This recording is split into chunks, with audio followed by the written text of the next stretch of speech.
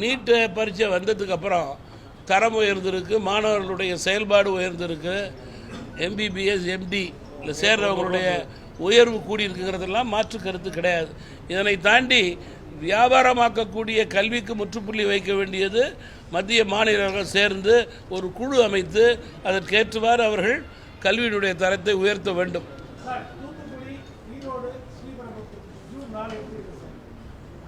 June 4 மற்ற சட்டமன்றங்கள் நாடாளுமன்றத்துக்கு result வரும்போது எங்களுக்கு ஒரு ரிசல்ட் வரும். அந்த ரிசல்ட்டில் நாங்கள் எங்களை பொறுத்தவரையிலே வெற்றி பெறக்கூடிய சூழலுக்கு ஏற்றவாறு தயவுபண்ணி தமிழ் மாநில காங்கிரஸ் கட்சியை பொறுத்தவரையிலே இந்த 3 தொகுதிகளிலும் வெற்றி பெற வேண்டும் என்ற உணர்வோடு எங்களுடைய களப்பணியை கூட்டணி கட்சிகளோடு கலந்து மிக சிறப்பாக செய்திருக்கிறோம். வெற்றி பெறுவோம் என்று நாங்கள் முழுமையாக நம்புகிறோம்.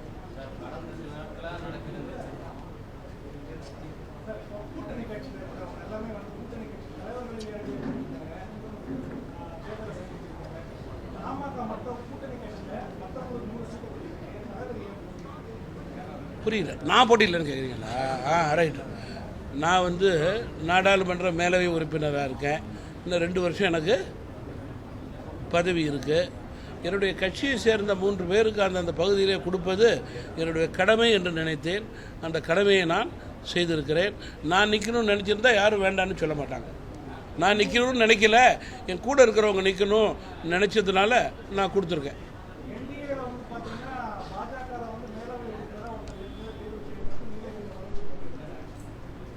தமிழ் மாநில காங்கிரஸ் கட்சிக்கு என்று ஒரு கோட்பாடு இருக்கிறது. அந்த கோட்பாட்டின் அடிப்படையில் தலைவர் என்ற முடிவுகளை எடுக்க எனக்கு உரிமை இருக்கிறது.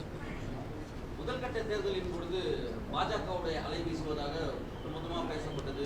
தொடர்ச்சியாக ஊடகங்கள் இருந்து மற்ற தலைவர்கள், அரசியல் கட்சியினர், வெகுஜன மக்கள் எல்லாம் பார்க்கப்பட்டது.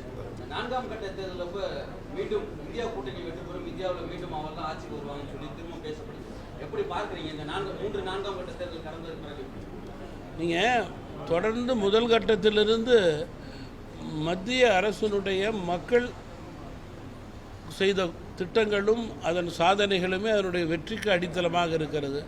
அதன் அடிப்படையிலே முதல் ஃபேஸிலிருந்து 3ஆம் ஃபேஸ் வரைக்கும் படிப்படியாக அந்த சாதனையின் அடிப்படையிலே எங்களுடைய வெற்றி வாய்ப்பு உயர்ந்து கொண்டிருப்பதாகவே என்னுடைய கருத்து.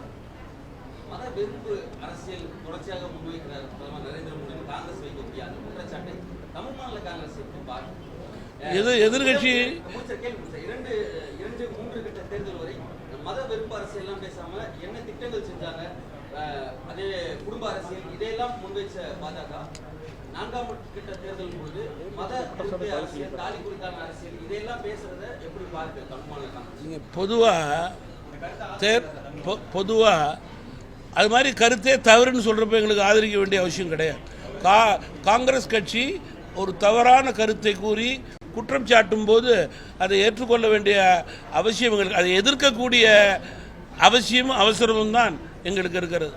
மத்திய பாஜகவை பொறுத்தவரையில் மத நல்லிணக்கத்திற்கு எடுத்துக்காட்டான அரசாகவே செயல்பட்டு கொண்டிருக்கிறது. அதன் அடிப்படையிலேயே செயல்பாடு இருக்கிறது.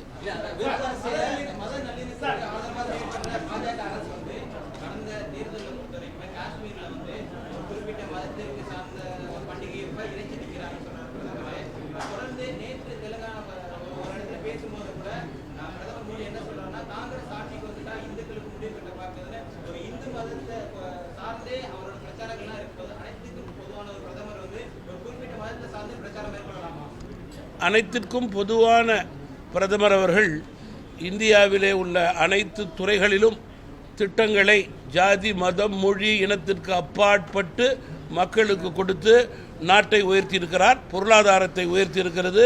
அதில் 140 கோடி மக்களும் அடங்குவார்கள். குறிப்பாக கோவிடிலே அவர்கள் செய்த பணி சாதனைக்குரியது.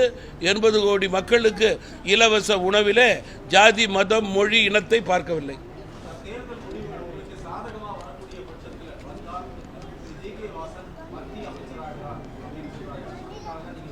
இன்றைக்குள்ள அரசியல் தமாகவை பொறுத்தவரையிலே அரசியல் கூட்டணி எங்களுடைய செயல்பாடெல்லாம் எதனையும் யாருக்கும் தனிப்பட்ட முறையிலே எதிர்பார்த்து அல்ல, அதனை தாண்டி இயக்கத்திற்கு நாடாளுமன்றத்திலே தாங்கள் சார்ந்த தொகுதி மட்டுமல்லாமல் தமிழகத்திற்கு குரல் கொடுக்கக்கூடிய உறுப்பினர் வேண்டும்.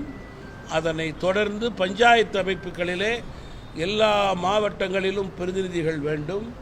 அதனை தொடர்ந்து சட்டமன்றத்திலே குரல் கொடுக்கக்கூடிய பலமான அணி தமாகவுக்கு வேண்டும்.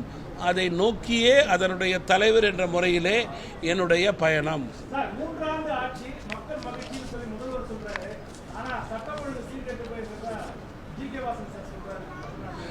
சட்டம் ஒழுங்கு சீர்கெட்டு போயிருக்கிறது என்று ஜி.கே. வாசன் சார் சொல்றாருன்னு கேட்டால் அதற்கு சாட்சி உங்களுடைய பத்திரிகையும் தொலைக்காட்சியுமே. அதை பார்த்து படித்து குறித்து நான் கூறுகிறேன்.